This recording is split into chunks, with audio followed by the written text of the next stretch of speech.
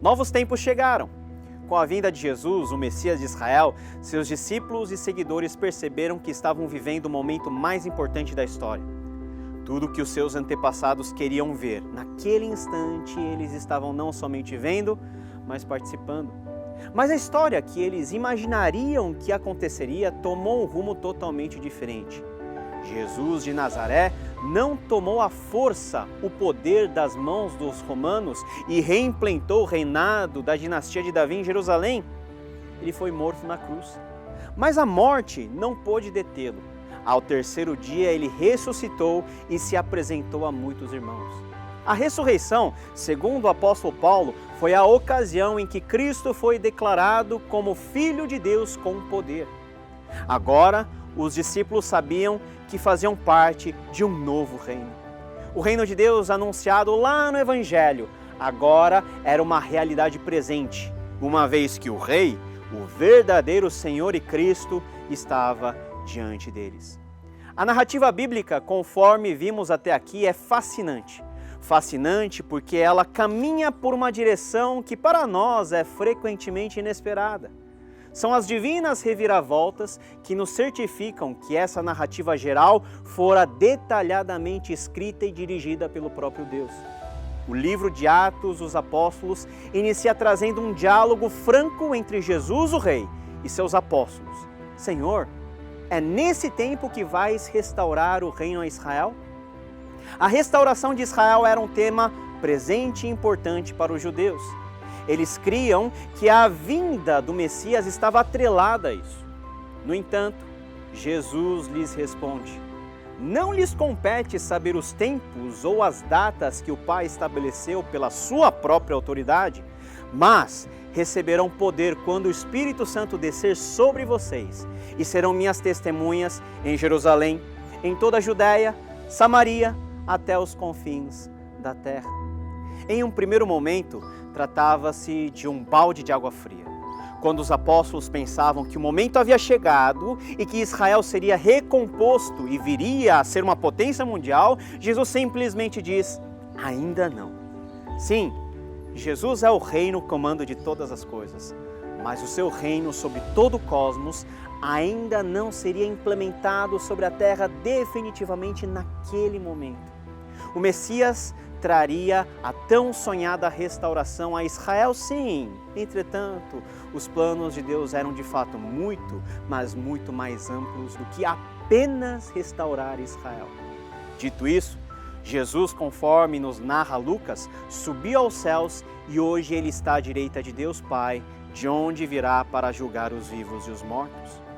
A questão aqui é que, resolvido o problema do pecado e conhecido quem é o Rei de todas as coisas, esse rei resolve se ausentar por um momento. Mas Jesus não deixou o seu povo desamparado. Ele enviou o Espírito Santo procedente dele e do Pai para guiar todos os seus seguidores no seu caminho. É a entrada do Espírito Santo, a terceira pessoa da Santíssima Trindade, que inaugura um novo ato dessa nossa longa história com Deus. É o tempo da missão.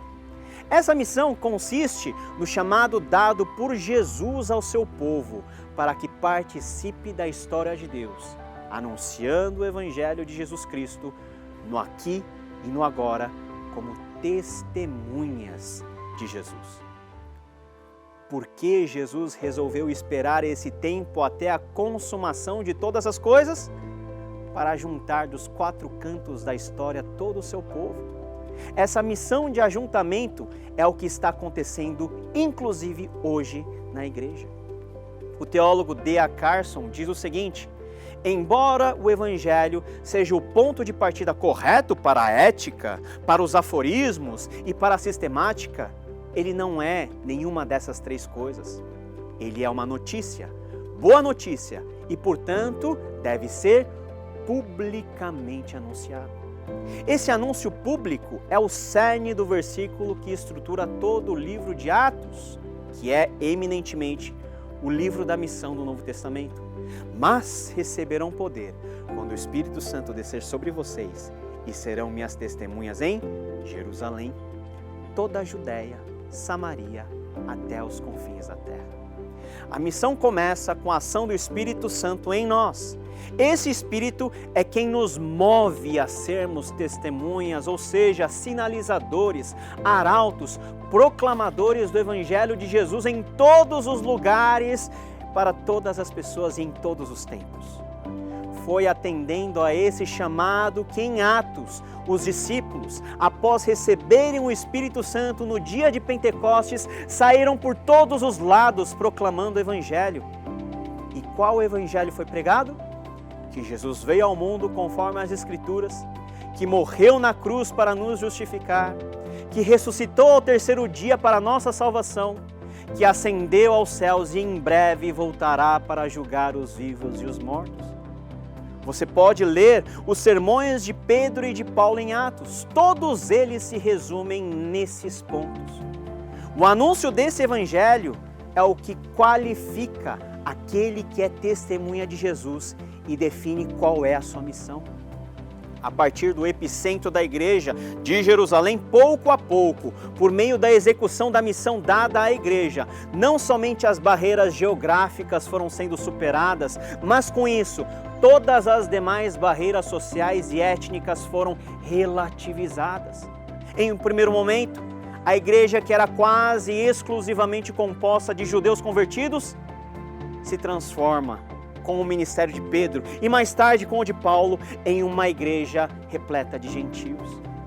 Mas a partir da revelação ao próprio Pedro que Deus havia aberto os portões da graça a incluir os gentios em Atos 10, essa igreja agora passa a receber com alegria a todos. É a partir desse momento que a figura do apóstolo Paulo em Atos começa a ganhar um foco. Por onde a missão foi cumprida, por onde o Evangelho passou, pessoas foram transformadas, sociedades foram impactadas. Em Tessalônica, os crentes demonstraram que se converteram a Jesus abandonando suas práticas idólatras. Em Filipos, o Evangelho floresceu na maneira como os irmãos passaram a cooperar financeiramente com a empreitada missionária de Paulo. Em Samaria, o Evangelho converteu um eunuco, que por sua vez levou o Evangelho aos confins da África. Em Roma, centro do universo naquele tempo, Priscila e Áquila e companhia fizeram o nome do verdadeiro Senhor conhecido. Por meio do Evangelho anunciado debaixo da missão de Cristo, todos aqueles que creram foram considerados um só povo. Dá gosto de ler o que o apóstolo Paulo declara em Gálatas 3, 26 a 28. Todos vocês são filhos de Deus mediante a fé em Cristo Jesus, pois os que em Cristo foram batizados, de Cristo se revestiram. Não há judeu, nem grego, escravo nem livre, homem nem mulher, pois todos são um em Cristo Jesus. E se vocês são de Cristo, são descendência de Abraão e herdeiros segundo a promessa. Sim, em Cristo, no Evangelho, por meio da missão, os gentios também foram convidados a fazer parte das bênçãos de Abraão, aquelas prometidas por Deus em Gênesis 12, aquelas que em Cristo viraram a realidade.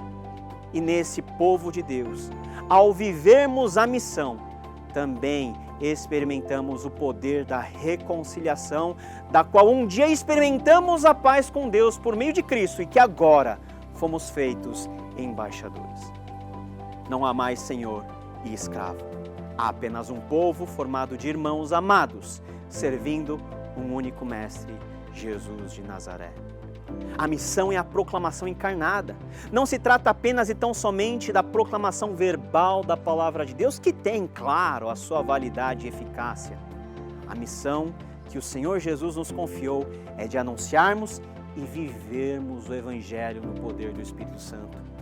É ao caminharmos a nossa jornada de discipulado com Cristo e sermos também aqueles que auxiliam outros a seguirem pelo mesmo caminho bendito que cumprimos a missão. É o compromisso em fazer convergir em Cristo todas as coisas, de forma que a minha crença e minhas atitudes reflitam a glória de Deus, propósito central de todos nós termos sido criados. É muito interessante notar que Atos dos Apóstolos, livro da missão do Novo Testamento, termina de uma forma diferente. Aliás, dizer que termina já é uma aproximação grande, porque de fato Atos não finaliza seu relato com um ponto final. Depois de uma penosa viagem, vemos o apóstolo Paulo preso e logo em seguida numa situação de relativa liberdade pregando o Evangelho. Ele pregava o reino de Deus e ensinava a respeito do Senhor Jesus Cristo abertamente e sem impedimento algum. Talvez Lucas pudesse destacar como terminou o ministério de Paulo, ou talvez como ele e Pedro morreram, mas o grande ponto é que isso não importa. A missão não termina com a morte de qualquer um daqueles que Jesus chamou para ser seus mensageiros. A missão só termina quando todo olho vir aquele que subiu aos céus. Aí sim, nossa missão terá sido completada. Enquanto isso, cada um de nós que cremos em Jesus, vivemos a sucessão de uma mesma missão. A igreja tem apenas uma missão: pregar e viver o Evangelho da graça de Jesus, assumindo a função de sal e luz neste mundo. Atos termina com a frase que muitos poucos notam sua importância: pregava o reino de Deus e ensinava a respeito do Senhor Jesus Cristo, abertamente e sem impedimento algum. A missão pode ter seus adversários. Nós, os missionários do rei, podemos ser perseguidos, mas a pregação sempre terá terreno aberto neste mundo.